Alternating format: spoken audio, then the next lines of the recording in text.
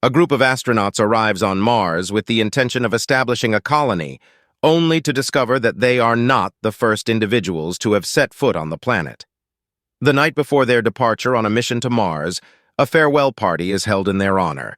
Among the attendees are Nicholas, known for his rebellious behavior and desire for a final romantic encounter before leaving, as well as Woody and Blake, the only married couple on the mission. The party also includes foreign astronauts Sergei and Renee, along with Phil and Luke, who will be traveling in separate teams. Luke awaits the arrival of another astronaut named Jim, encouraged by his wife to speak with his son Bobby before departing. During their conversation, Bobby expresses his sadness about his father's absence and asks who will read to him while Luke is away. Luke assures Bobby that they will read the same book every night, creating a sense of togetherness across space. Jim eventually arrives at the party, bringing happiness to all. However, when Jim mentions a woman named Maggie, a somber tone pervades the atmosphere. A conversation between Jim and Luke reveals that Maggie was Jim's late wife, and both had dreamed of journeying to Mars. However, Maggie fell ill, causing Jim to withdraw from the Mars program to care for her. Luke expresses his belief that Jim and Maggie deserved the opportunity to go to Mars more than anyone else and feels disheartened by their missed chance. Although Jim tries to appear accepting of the situation, it becomes apparent that he is also deeply saddened. 13 months later, Luke, Renee, Sergei, and Nick, the remaining members of the team, arrive on Mars. They notice an unusual mountain with a shiny surface, which they speculate could contain a water reserve beneath the ice. They relay this discovery to the World Space Station, where Woody, Terry, Phil, and Jim are stationed. Luke and his team approach the mountain, but encounter a mysterious signal in their headsets. Utilizing radio wave radar, they determine that the mountain is composed of metal rather than ice, prompting further investigation. Suddenly, an intense energy pulse emanates from the mountain, causing all their instruments to malfunction. A tornado-like phenomenon emerges, devouring Sergei, Renee, and Nick, while Luke manages to survive. Following the tornado's dissipation, a colossal metal face is revealed in place of the mountain. Back at the World Space Station, an emergency meeting is convened to address the detection of an intense energy pulse from Mars, leading to a loss of communication. A partially functioning video transmission from Luke confirms his team's demise and suggests an attack. Woody implores the station's captain to send a rescue mission for Luke, but is met with doubt due to the uncertainty and danger associated with traveling to Mars. Phil proposes gathering information from a Saturn probe near Mars to plan a rescue mission, an idea eventually accepted by the captain. Several months later, a crew consisting of Jim, Woody, Terry, and Phil approaches Mars. Prior to their arrival, images transmitted by the Saturn probe reveal 3 graves near the previous team's base camp. Phil optimistically considers the possibility that Luke is still alive, while Terry asserts that the graves merely signify the absence of survivors to bury them. The team investigates the site of the energy pulse, finding it to still emit the same signal. Suspecting a probe malfunction, they prepare to enter Mars when micrometeoroids begin damaging their spacecraft and causing air leakage.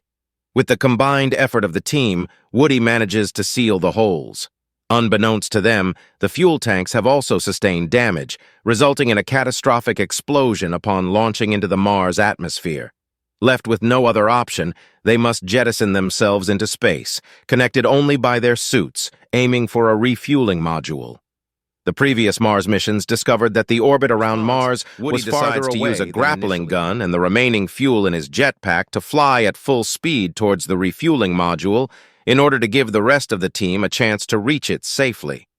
Despite successfully tying the wire to the module, Woody overshoots himself and becomes stranded in space without any fuel in his jetpack. Terry is devastated and insists on rescuing Woody, but both Jim and Woody know it is impossible due to the lack of fuel in their jetpacks. Despite Terry's attempt, Woody advises her to turn back before she runs out of fuel and becomes stranded as well. Terry tries to use the grappling gun to bring Woody back, but the wire falls just short of reaching him. Woody realizes that Terry is endangering herself in the rescue attempt and ultimately sacrifices himself by removing his helmet, causing his demise. However, Jim, Terry, and Phil successfully land the refueling module on Mars and make their way to the base camp of the previous mission. They find that most of the equipment is damaged but repairable, allowing them to bring it back home. Jim is astonished to discover that plants are growing in the experimental greenhouse. Luke, who is in a deteriorated state, appears behind Jim and mistakenly believes that Jim is a hallucination. Jim convinces Luke that he is not by mentioning that he is reading the same book his son Bobby is reading back on Earth.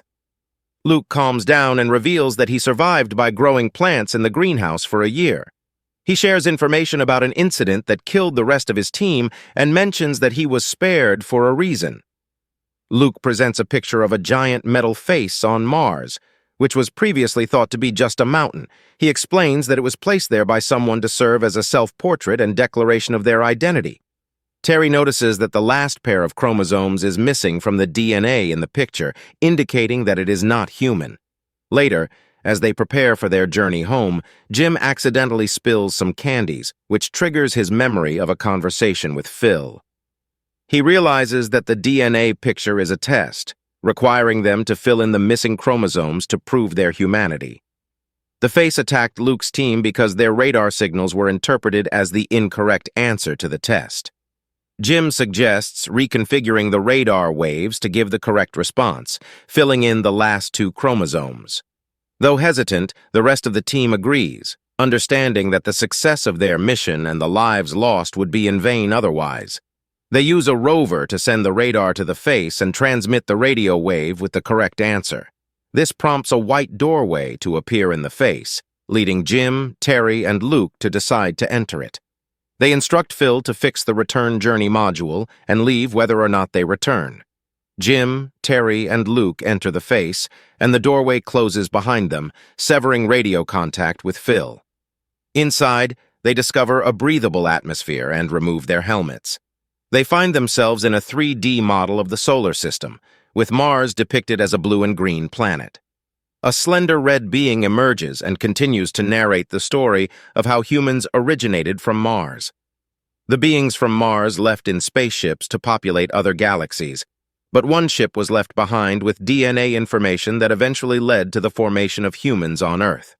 The face on Mars was placed there as an invitation for people from Earth to learn about their Martian origins. As Jim, Terry, and Luke explore, they receive news from Phil that a storm is approaching, prompting their return to the module for their journey back home. However, Jim realizes that the face is actually a spaceship and that a countdown has initiated for its takeoff. Despite Terry and Luke leaving, Jim decides to stay, believing that he was meant to meet his Martian ancestors. Terry, Luke, and Phil barely make it to the return journey module in time as Jim's ship departs for another galaxy. Luke watches Jim's departure into deep space and wishes him luck, knowing that he is fulfilling his destiny.